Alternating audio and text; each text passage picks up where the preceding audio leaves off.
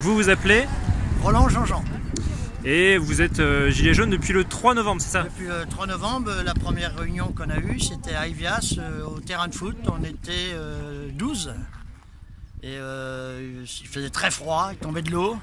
Et aujourd'hui, voilà, on se retrouve pour une quinzaine encore. On lâche pas le mouvement. De toute façon, on ne lâchera pas tant qu'on n'aura pas obtenu satisfaction. Le mouvement a résisté à l'hiver et... À l'hiver, on a eu très très froid, on a eu du gel et tout, mais c'est pas grave, on était motivés, comme de toute façon on était tous ensemble, vraiment comme aujourd'hui, hein, tous ensemble, ouais, et puis voilà. Et on lâchera rien, de toute façon c'est comme ça. L'hiver est passé, maintenant les CRS avaient chaud cet hiver et puis nous on avait froid, et maintenant c'est l'inverse, donc on va rigoler différemment. Alors on va faire une petite visite de votre QG, ouais. Que vous avez rebaptisé déjà. Oui, on l'a rebaptisé Kermelen. Kermelen, c'est le lieu jaune. Et c'est pour ça qu'on l'a repeint en jaune, parce que d'abord on est gilet jaune et on veut aussi que ça soit du jaune. C'est du jaune, c'est la couleur, en plus c'est la couleur de cette année pour la mode. C'est la mode, voilà, c'est le soleil. Parce qu'au départ on est sur le rond-point de la Lande Blanche. La Lande Blanche. Et on va demander au maire de le rebaptiser Lande Jaune. Ça, je ne sais pas s'il va le faire, mais bon, pourquoi pas? Si on ne demande rien, on n'aura jamais rien. On est sur le territoire de Paimpol ici. On est sur le territoire de Paimpol. Là, on est à 1,5 km du centre-ville. Et on est juste à l'arrivée de la route de l'Envolon au Saint-Brieuc. On est juste sur le grand rond-point, le plus grand rond-point de Paimpol. Alors montrez-moi le QG. Alors, ouais, donc aujourd'hui déjà, on va commencer comme on est dehors, juste devant. Donc aujourd'hui, on a été faire le 1er mai. Et donc, là c'est là qu'on va faire notre petit gastro aujourd'hui, un petit gastro festif. Et après cet après-midi, on ne sait pas, peut-être qu'on va jouer aux boules, peut-être on ne sait pas encore, on verra bien. On va à Guingamp, Oui, mais on ne sait pas encore, on décide le jour. Normalement, on va à Guingamp. Alors, à Guingamp, qu'est-ce qui se passe? De l'environnement, de l'écologie et de la bonne humeur.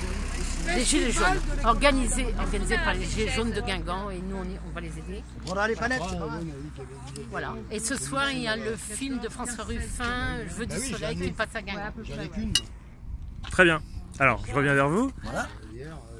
Donc si vous voulez me suivre, je vais vous faire visiter notre palace. La dernière nouveauté qu'on a mis hier, la boîte aux lettres. Parce qu'on va certainement créer une adresse postale, pourquoi pas. Et voilà, et on a mis quelques petites affiches et tout. Et tous les jours, on change nos pancartes, on fait des petits slogans. Voilà. Alors, cabane qui a été détruite 4 fois, vous m'avez dit? Alors la cabane a été brûlée une première fois, on était plus sur l'autre bout là-bas, de l'autre côté. Donc elle a été brûlée complètement, donc on nous a demandé de se déplacer, donc on s'est déplacé ici. Avant, et la première fois qu'on l'a fait, on l'avait mis sur le poteau. Et le problème qui se passe, c'est que là, ils vont changer tous les poteaux électriques. Ils vont mettre des LED à la place, donc ils nous ont demandé de la déplacer. Donc on a démonté la cabane. On l'a démonté le samedi, on l'a remonté dans la foulée. Donc le dimanche, elle était opérationnelle. Et le lundi, elle était dans la douve, c'est-à-dire dans la douve, dans le fossé qui est derrière, parce que tout le monde ne comprend pas la douve. Donc le mardi matin, on l'a remontée, on l'a renforcée. Et après, ils sont revenus, ils nous ont recassé le côté droit. On a renforcé aussi, on l'a remontée, renforcée. Et au fur et à mesure, plus ils vont nous la détruire, plus on va la renforcer. Ça continue, on va la monter en parpaing. C'est pas grave, on y arrivera hein, de toute façon. Vous savez qui a détruit cette cabane? On a des doutes, mais on n'a pas la certitude, mais là on est sur quelqu'un en ce moment qui vient assez souvent nous enlever des objets qu'on met, mais donc il enlève les affiches, on avait mis les croix des 12 personnes, les 12 personnes qui sont décédées sur les ronds-points. Il est venu nous enlever les croix, mais c'est pas grave, de toute façon on en remettra d'autres, et bientôt on va les faire, mais il ne pourra plus les enlever de toute façon. Ou alors il faudra qu'il vienne avec un bulldozer, je ne sais pas, mais enfin on verra. Mais maintenant on sait qui c'est, donc il n'y a pas de problème. Pour la cabane, on ne sait pas, on n'a pas le doute, on n'a pas la preuve formelle. Mais c'est peut-être indirectement les mêmes personnes. Mais c'est pas, je veux accuser personne pour l'instant. Alors à l'intérieur, qu'est-ce qu'il y a? À l'intérieur, donc Bah, voilà, on a mis plein d'affiches, tout ce que l'on fait, tout ce qu'on retrouve sur Internet, qu'on fait des recherches, des lois qui va nous faire, nous pondent, et malheureusement, c'est pas en notre faveur. Des gens qui amenaient, donc on a le canapé, bah, c'est un monsieur qui venait à la déchetterie, bah, on l'a arrêté, et puis bah, il nous a donc donné ce fameux canapé. Ça, c'est toutes les photos des gilets jaunes qui ont inscrit quelque chose derrière. Mais enfin, on n'a pas tout le monde, naturellement. C'est pas. Il y a plein de petits slogans sur beaucoup d'endroits dans toute la France.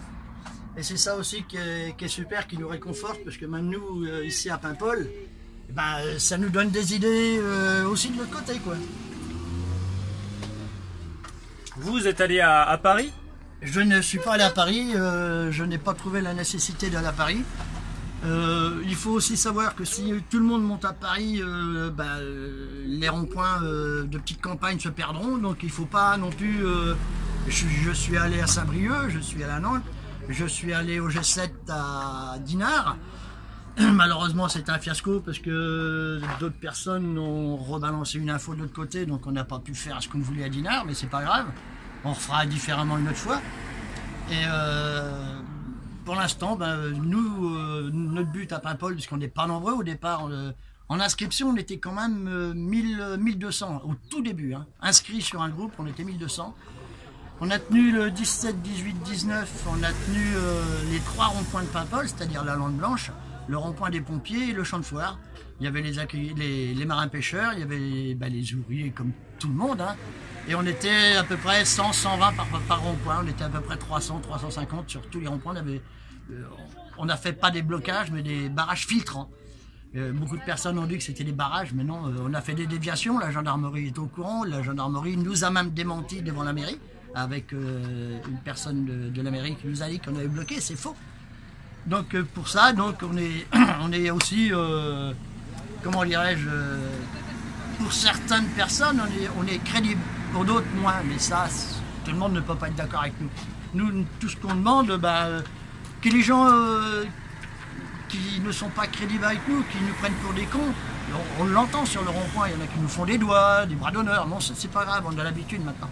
Mais que ces gens-là, au lieu de nous faire des bras ou des doigts, qui s'arrêtent, qui discutent.